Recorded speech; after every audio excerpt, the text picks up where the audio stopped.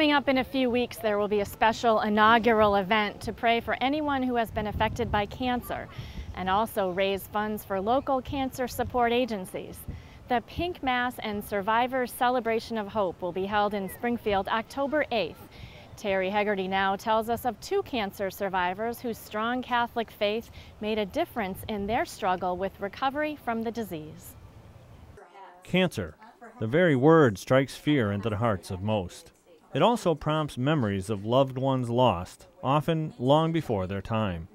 To many people of faith, however, it draws them closer to God. That was certainly the case with Deacon Mike Perkins and Nancy Engelbrecht. Both are local cancer survivors who relied on their faith to battle the disease. Prayer is a really, really powerful thing, and love and hugs. And if you don't share your diagnosis, people don't know, and you miss out on all that. And it really helps you to heal. I know that goes on. People, you get on prayer lines and things like that. But when you're actually going through it, and people are praying for you, and they tell you, it really helps.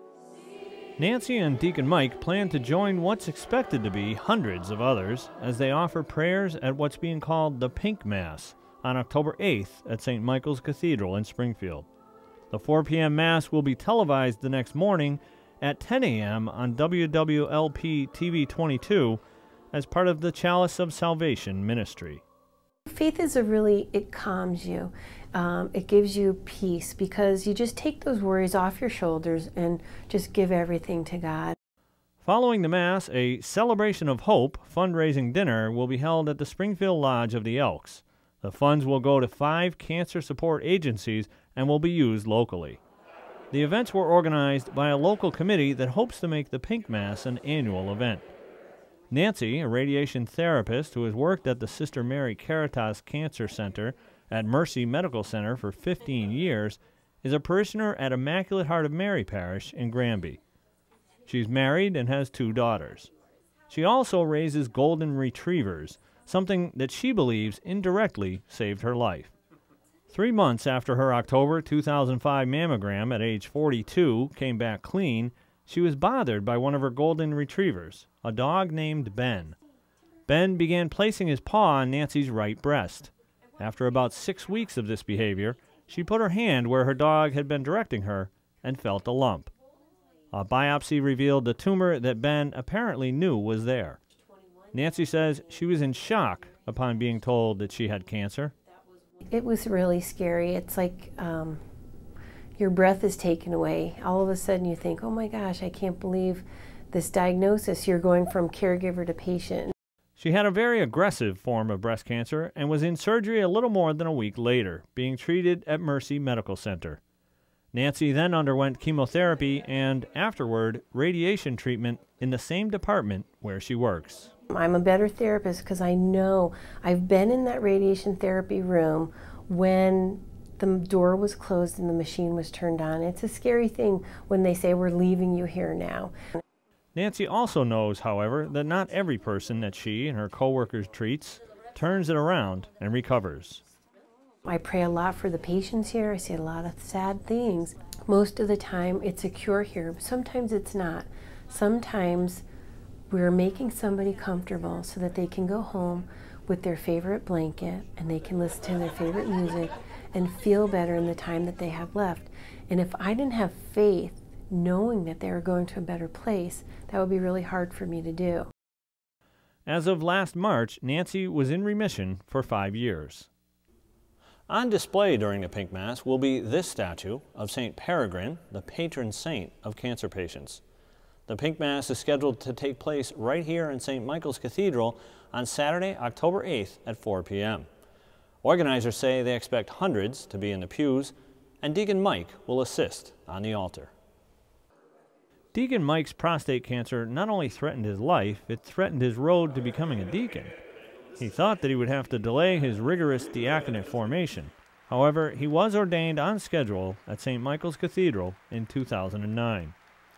Deacon Mike, a Springfield resident, serves as deacon at Our Lady of the Sacred Heart Parish and at the church's Indian Orchard mission, St. Jude. He says that his struggle with cancer has made him a better deacon and a better person. I could have been classified as unsympathetic to people's struggle when it comes to sicknesses and things like that, because I just didn't know. I just never knew what, how much of a struggle it is to go through something like this. And so if you want to put a positive spin on this, I think the good Lord wanted me to experience this so I could be more compassionate, better listener. Deacon Mike is married and has 2 adult children. He retired last year from the Hampden County Correctional Center. His father and 2 of his 3 brothers have also had prostate cancer.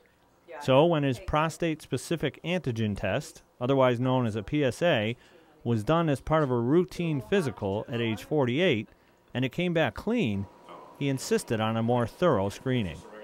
His doctor then found what he said was an anomaly, but Deacon Mike knew it was cancer. The C word, when they told me it was cancer, didn't faze me at all at that point. I felt pretty confident about, a full recovery and all that stuff. What happened to me though is not so much going into my operation as what happened to me after the operation, the recovery time, the whole, ego manhood thing. You felt like you were, a different person almost. He says his faith helped him in the aftermath of his prostatectomy. Today, Deacon Mike is considered cancer-free. He says that men's egos often cause them to shy away from being screened. He encourages men to put that aside and get tested early, noting that if he hadn't had a more thorough exam, his result could have been drastically different. These men and women who are scientists and doctors, that's their God-given talent. If we don't let them use their God-given talent to help us, then we're denying them their gift that was given to them by God. Nancy's advice to women is for them to not rely just on mammograms. She encourages women to do regular breast self-exams. Sponsors and financial supporters are still being sought for the fundraising celebration. Tickets for the dinner are $20 each. Reporting for Reel to Reel, this is Terry Hegarty.